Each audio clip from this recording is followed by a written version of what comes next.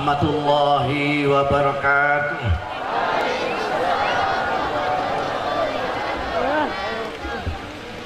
Alhamdulillah nahmaduhu wa nasta'inuhu wa nu'minu bihi wa natawakkalu alayhi wa nastaghfiruhu wa natubu ilayhi wa na'udzu billahi min syururi anfusina wa min sayyiati a'malina.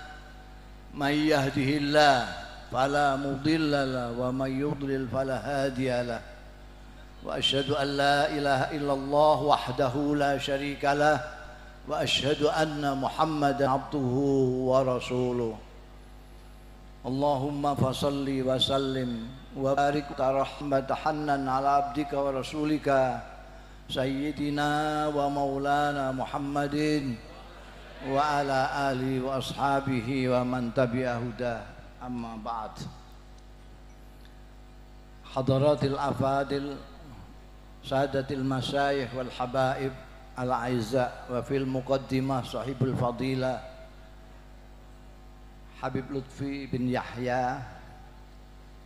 Yang terhormat dan yang saya hormati Bapak Bupati, Ibu Wakil Bupati, dan segenap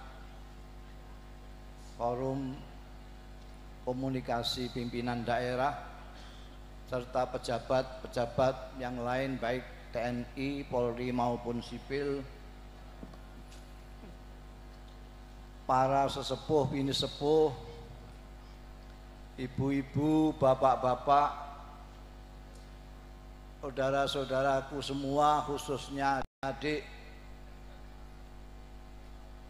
Alhamdulillah wa syukurillah,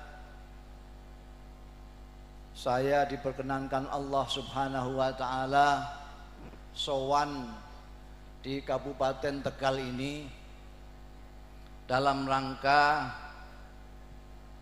zikir bersama untuk menyambut tahun baru Hijriah.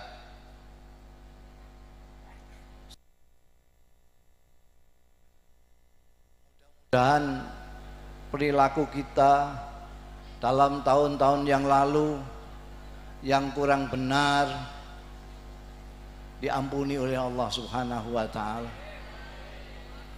Di tahun yang baru ini mudah-mudahan Allah membimbing kita agar kita semua menjadi hamba-hambanya yang lebih baik daripada kemarin. Hadirin hadirat rahimakumullah, seperti tadi sudah disinggung oleh Bapak Bupati, tahun baru Hijriah ini disebut Hijriah karena memang awalnya menandai hijrah Rasul sallallahu alaihi wasallam dan para sahabatnya dari Makkah ke Madinah. Jadi pada waktu Khalifah Umar bin Khattab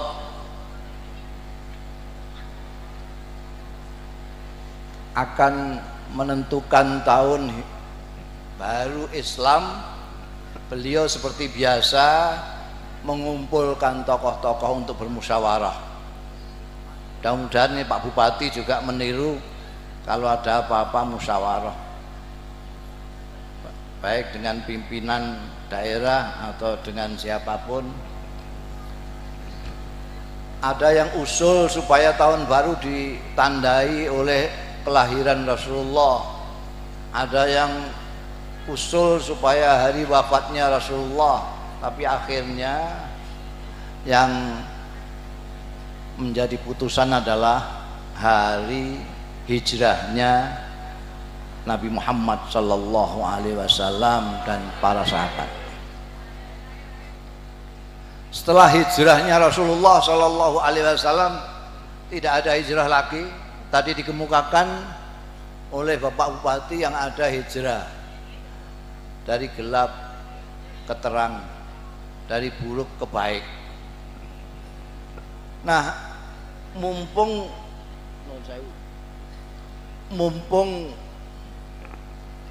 tahun baru ini momentum yang paling baik kita sebelum hijrah meneliti perilaku kita sebelumnya. Sebab kalau kita hijrah itu, kalau hijrahnya Kanjeng Nabi sudah jelas dari Mekah yang kayak begitu itu potongannya ke Madinah. Sekarang kita hijrah dari apa kemana? Maka penting bagi kita untuk mengevaluasi diri dulu. Kita kemarin itu sudah baik apa belum? Kalau sudah baik kan tidak perlu hijrah kemana-mana, sudah baik. Kalau kurang baik, mana yang kurang? Saya sendiri melihat sekarang ini justru penting sekali kita introspeksi, melihat kembali konsep-konsep kita. Sebab menurut saya banyak hal-hal yang tidak benar bermula dari konsep-konsep kita yang selama ini tidak pernah kita kaji ulang. Misalnya konsep kita tentang Gusti Allah. Kita ini selama ini memandang Gusti Allah itu siapa? Apa? Konsep kita tentang agama. Selama ini kita memandang agama itu apa? Ini rodok serius sedikit ini bicaranya. Tadi sudah humor gergeran sama Pak Bupati. Sekarang rodok serius.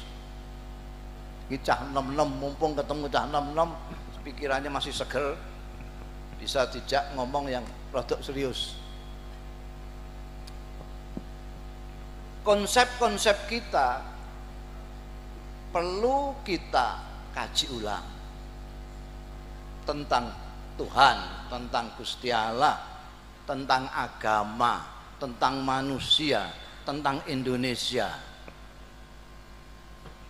Sebab sekarang ini ada orang yang menganggap Gusti Allah itu seperti dirinya dia. Jadi kalau dia jengkel, wah ini Gusti Allah jengkel. Jadi kalau ada orang dijengkeli sama dia, dia mengatakan Tuhan jengkel sama kamu, jahanam kamu. Konsep kita tentang agama, banyak yang menganggap agama itu seperti organisasi, seperti ormas atau orpol atau instansi, institusi. Ada malah yang menganggap agama itu tujuan hidup. Mari kita lihat, apakah agama tujuan hidup, apakah ghoyah, apakah wasilah. Indonesia itu kita anggap apa? Kita anggap negara yang ada di ASEAN itu saja, apa salah satu negara di dunia, atau itu kita pandang sebagai rumah kita? Karena ini mempengaruhi perilaku kita. Banyak orang yang menganggap Indonesia ini ya negara sama dengan yang lain.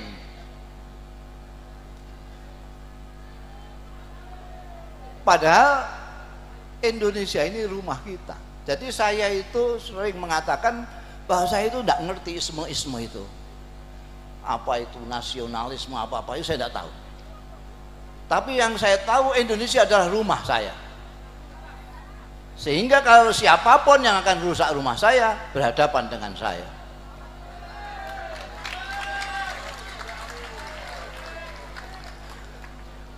Dan tidak mungkin ada orang Indonesia kemudian merusak Indonesia. Itu menurut nalar saya tidak masuk akal, tanpa saya harus tahu apakah itu nasionalisme atau apa. Jadi sampean semua anak-anak muda perlu memandang Indonesia ini sebagai rumah.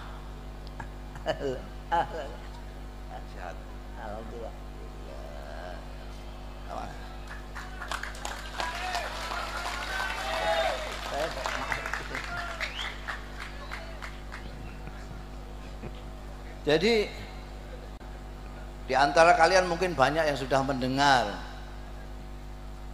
pidatonya beliau Habib Lutfi, bagaimana beliau memandang Indonesia.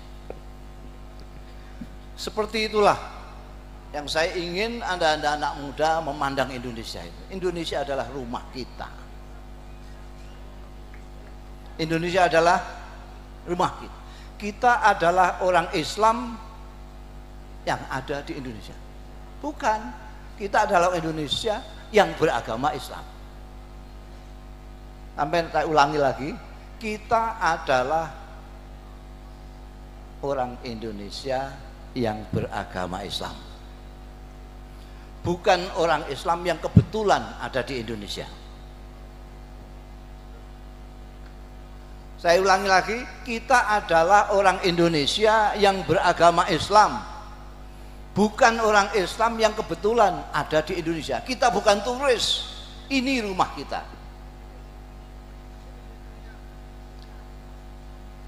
Kalau kemarin siapa namanya, Dr. Azhari, M-Top, itu bukan orang Indonesia, maka dia Indonesia hancur, tidak hancur, dia tidak urusan. Tapi kalau kita sebagai orang Indonesia kok rela Indonesia hancur, itu sudah kualik udele nek cara wong Jawa. Paham ya? Jadi kita kaji ulang konsep kita tentang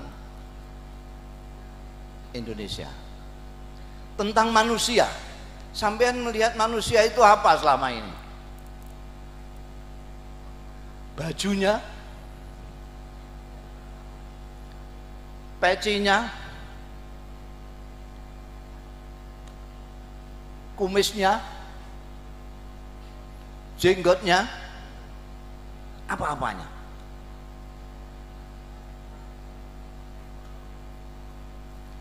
Saya tadi mengatakan konsep kita tentang Gusti Allah ini yang paling pokok. Padahal di kitab-kitab itu disebutkan itu kewajiban kita yang pertama mengenal Allah Ta'ala. Kita kalau ditanya tujuan hidup kita itu adalah mencari ridhonya Allah, kan begitu ya? Bahasa kasarnya ingin menyenangkan Allah, begitulah. Bahasa kasarnya kita ingin menyenangkan Allah.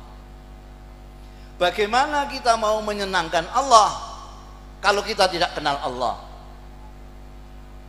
Masuk nalar apa enggak itu? Kalau kita mau menyenangkan Pak Bupati Entus Susmono, kita tidak tahu, tidak kenal Pak Entus. Entus ini senangannya apa? Enggak tahu kita. Kira-kira kita bisa nggak menyenangkan Pak Entus ini? Nggak bisa. Saya pernah naik haji sama kawan Jakarta.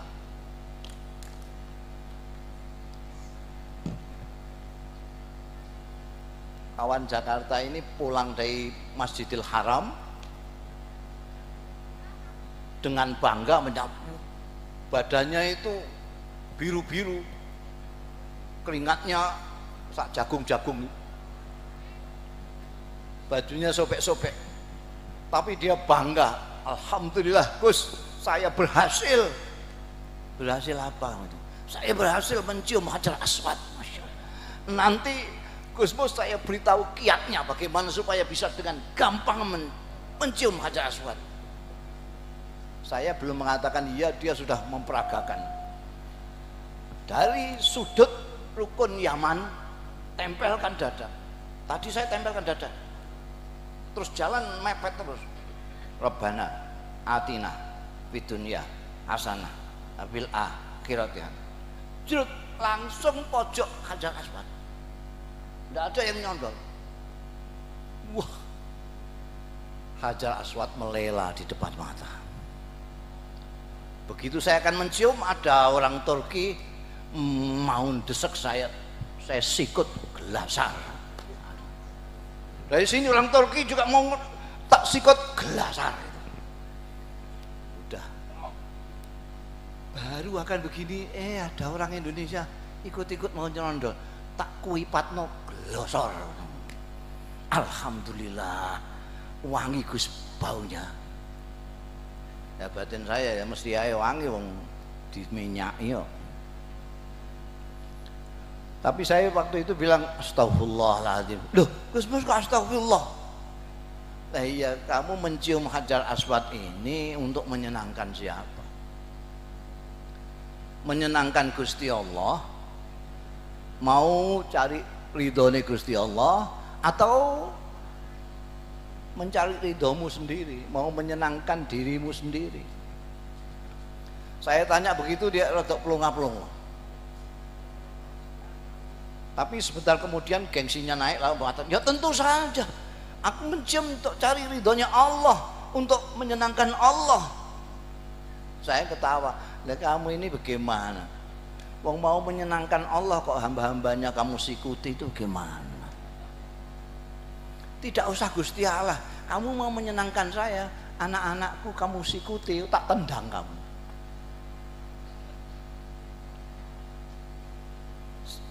Lagi pula mencium Hajar Aswad itu paling tinggi hukumnya sunnah. Sedangkan menyikut saudara itu haram. Bagaimana sampean mencari kesunahan dengan keharaman itu? Niku lah padha karo wong korupsi mau untuk sedekah itu.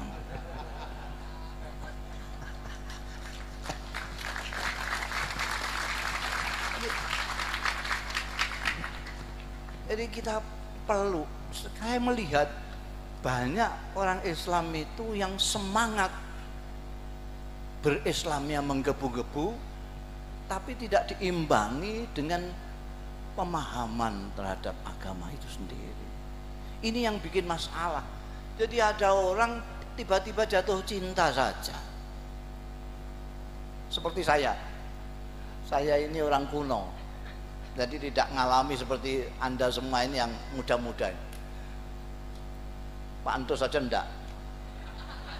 Saya ini dulu kawin itu dijodohkan orang tua. Saya masih kuno, kamu nanti akan dapat anaknya kaji itu. Meskipun dijodohkan pada waktu itu saya sudah memberanikan diri untuk ngenyang, menawar. Ya dijodohkan ya dijodohkan, tapi saya mohon diizinkan untuk kirim surat-suratan. Surat-suratan aja dulu minta izin sama orang tua. Sekarang goncengan aja. Enggak apa. Jadi saya minta izin surat-suratan. Boleh saya nanti kawin sama anaknya kaji itu, tapi tak surat-suratan dulu sama itu. Saya di Mesir, dia di Jogja. Nah saya dari dulu itu terkenal ahli bikin surat. Saya surati, surat saya ya nyastra seperti puisi-puisi saya itulah. Begitu baca surat saya itu dari jauh dia sudah kelepek-kelepekin. Biasanya laki-laki sama perempuan itu yang minta foto dulu itu laki-laki. Tapi ini enggak, dia dulu yang minta foto. Mungkin karena Lah ini kata-kata kok indahnya begini, orangnya kayak apa gitu. Kira belum lihat, jadi dijodohkan bloko-bloko itu. Jadi terus saya pun foto berkali-kali, cari foto yang kebenaran. Kadang-kadang foto enggak kebenaran, orangnya cakep, fotonya jelek gitu. Saya cari yang pas bagus, saya kirimkan. Wah, tambah terpekan. Cepatnya cerita, supaya jangan terlalu malam, sudah sampai rumah kawin, sudah langsung kawin. Kawin, wah, karena cintanya saya dengan saya menggebu-gebu, maka dia ingin menyenangkan saya luar biasa. Saya dimasakkan, saya masih ingat pertama kali dia masakkan saya itu opor ayam, ayamnya satu, kelapanya dua.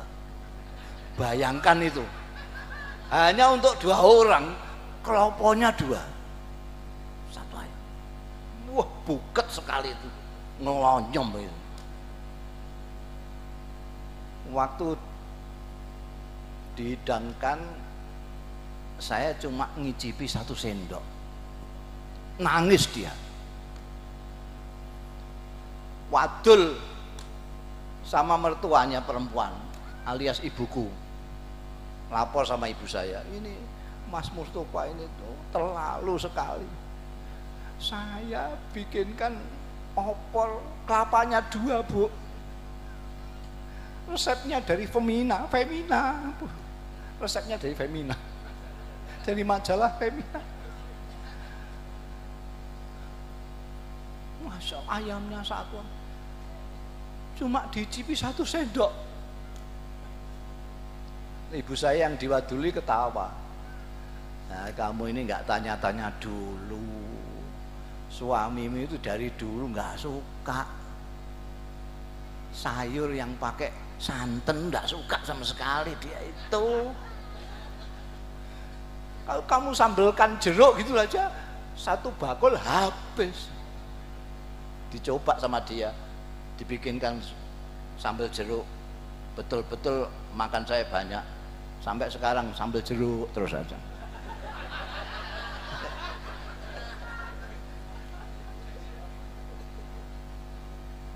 Ini seperti itulah kebanyakan orang Islam yang menyintai Allah tapi tidak mengenal sama Allah Ta'ala. Alih-alih dia ingin diridhoi Gusti Allah Ta'ala, naudzubillah, jangan-jangan Allah Ta'ala malah murka.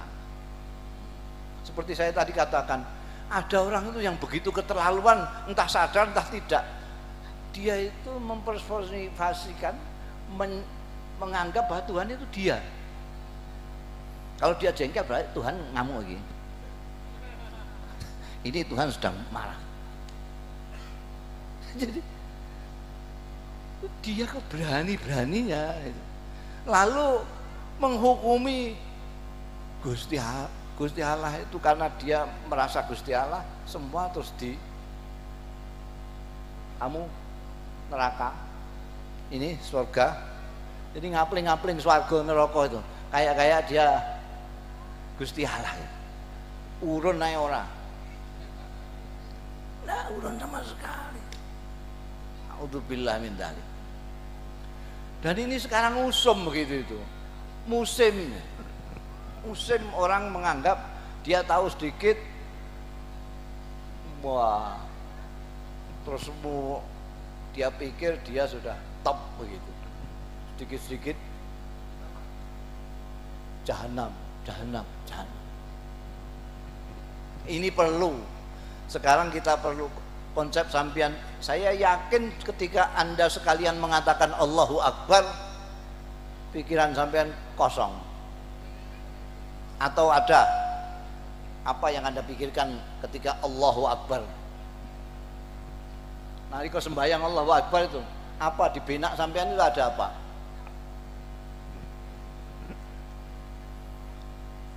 Mari kita pikirkan, ada apa ketika kita mengatakan Allahu Akbar?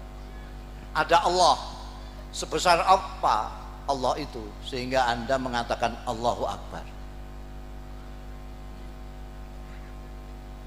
Ada kiai yang mengatakan kalau Anda tidak bisa memaknai Allahu Akbar, tidak tahu besarnya Allah Ta'ala, maka kecilkanlah dirimu. Sehingga kalau Allahu Akbar, aduh aku kecil sekali. Nah kita ini mengecilkan diri sendiri tidak bisa, membesarkan Allah tidak bisa. Ini yang repot. Mau mengecilkan diri sendiri repot. Wong bupati kan mengecilkan diri gimana? Sakabupaten itu anak buahnya semua. Pak Entos ini mau mengecilkan dirinya itu sulit sekali. Lihat orang, iya anak buahku, itu anak buahku. Ini paling-paling wakilku, ini pembantuku paling gitu. Sulit.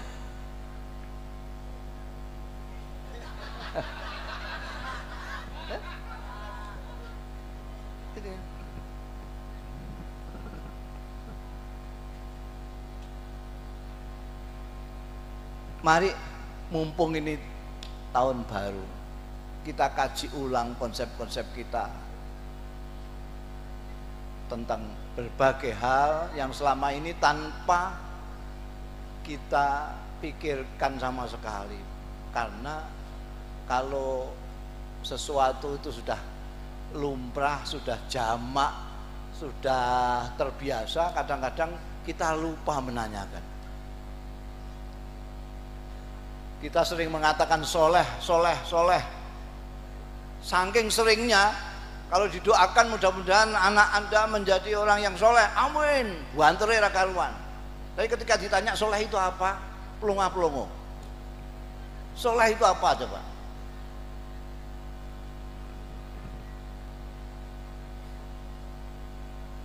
Apa soleh itu? Ada yang itu yang serbanan. Soleh itu kamu, ya kamu. Yang pakai serban, apa soleh itu? Soleh itu kamu bayangkan siapa? Kayak Habib Lutfi? Apa kayak Kiai siapa? Rais Suriah? Kayak siapa? Pak Entos.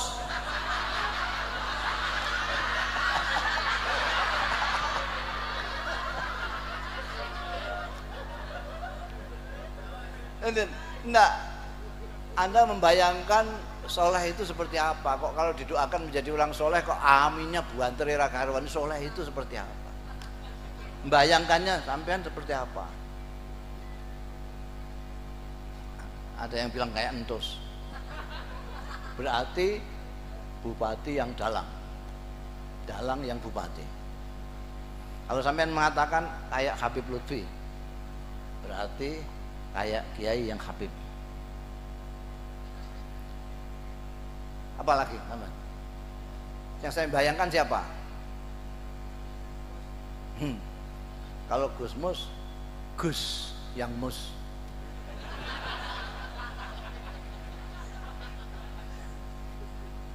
Kalau soleh itu seperti Entos, bupati yang dalang, Anda. Lalu kasihan yang tidak dalang, tidak bupati. Nggak uman soleh. Kalau soleh itu hanya kiai yang Habib, maka yang tidak kiai hanya Habib saja, nggak uman soleh. Atau Habib saja tidak kiai, tidak uman soleh. Kalau Gus saja tanpa mus, kalau mus ini artinya yang tidak punya Gus, tidak punya mus, tidak soleh sama sekali, tidak akan kebagian soleh. Kalau soleh itu hanya kiai, lalu nggak ada tentara yang soleh, nggak ada polisi yang soleh. Soleh itu asal maknanya dari solaha, itu maknanya pantas. Jadi orang soleh itu orang yang pantas. Pantasnya bupati lain sama pantasnya kiai. Pantasnya kiai lain sama pantasnya dalang. Pantasnya dalang lain dengan pantasnya camat. Pantasnya kiai lain dengan pantasnya polisi. Kalau kiai tidak boleh banyak suudzon, tidak boleh, harus husnudzon terus. Tapi kalau polisi nggak boleh husnudzon terus, maling nggak kecekel-kecekel itu.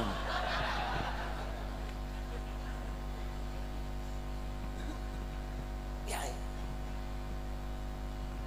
kepantasan itu tidak sama. Kepantasannya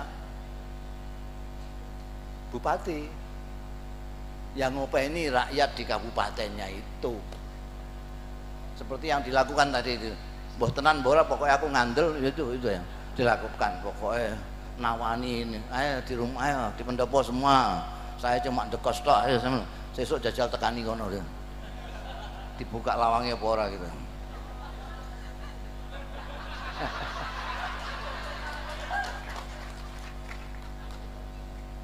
Jadi pantasnya ketua DPRD lain dengan kepantasannya eksekutif, lain-lain. Yang mengawasi, mengontrol, menyalurkan aspirasi rakyat. Kalau kemudian melok menentukan segala macam yang menjadi wewenangnya eksekutif sudah tidak pantas. Kiai sobone ning nggone pendopo kabupaten ya ora. Ora. Ada bupati bar subuh iktikaf ngantek duha.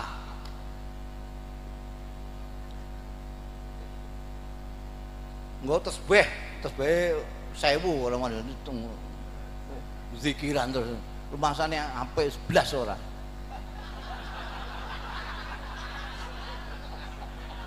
Pejabat itu asal adil sudah swarga. Oh enggak usah wiridan kakean, enggak usah macam-macam, enggak usah. Itu apa namanya? Solehnya jabat itu ya adil itu. Sudah adil wes swarga mengong. Enggak usah. Ada yang datang ke rumah itu ngelem-ngelem camate. Wah, Gus, camat nggih kula top pokoke hebat to kan. Piye-piye? Wah, menika nek bar sembahyang subuh menika terus iktikaf wiridan menika ngantos duha, kadang-kadang ngantos duhur. Wah, iku camat gendeng aku menika. Ya wong ning kantor kecamatan goleki camate mbek iktikaf la ilaha illallah. Golek lurahe-lurahe ning ndi pengajian bar kowe. Saya pernah diundang, saya tidak tunjukkan kabupaten mana. Saya setelah pelantikan kepala daerah itu saya diminta untuk menyangoni dalam pengajian. Itu diundang semua, camat semua, wansip suku wabeh sakandhane lurah, cari undang semua. Saya tanya pada waktu itu, ini hari prei ya? Tidak, Gus. Duh, enggak prei kok ngaji. Wah, ini saya melok dosa ini. Lah ini ada orang kelurahan, cari lurah enggak ada. Sedang pengajian. Kecamatan, camatnya pengajian. Cari koramil ini pengajian kabeh. Masyarakat ini enggak keurus belas. Saya ini melok dosa saya di sini ini. Lain kali kalau pengajian jangan pada waktu jam dinas. Itu namanya enggak soleh. Secara umum soleh itu pantas dadi kawulane Gusti Allah, pantas dadi kawulane Gusti, apik karo Gusti Allah, apik karo sepadha-padha. Itu. Jadi sampean kalau baik mbek Gusti Allah tok tapi ora apik karo kawula-kawulane Gusti Allah, setengah soleh. Durung soleh. Nah, sekarang ini modelnya terus saya tak milih yang hablun minallah saja. Wah, sembayange getunu anu segala macam, tapi embek tangga ora ngerti. Embek buruwe memeras keringatnya. Satu pihak ada yang aku tak bagian hablun minan nas wae. Apik karo tangga, apik karo sepadha-padha tapi ora salat.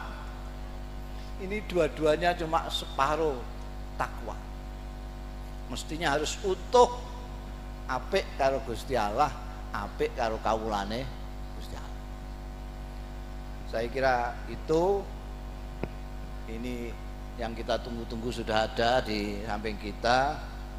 Habib kita, Habib Lutfi bin Yahya ini, saya juga sudah lama. Yang terakhir mungkin saya mendengarkan beliau ketika kholnya Raden Patah di Masjid Agung Demak.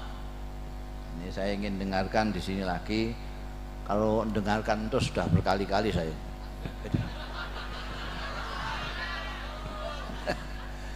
Jadi sekali lagi selamat kepada Bapak Bupati dan Ibu Bupati segenap jajarannya yang mempunyai rakyat menyintainya. Jangan dikecewakan rakyat yang menyintai Anda.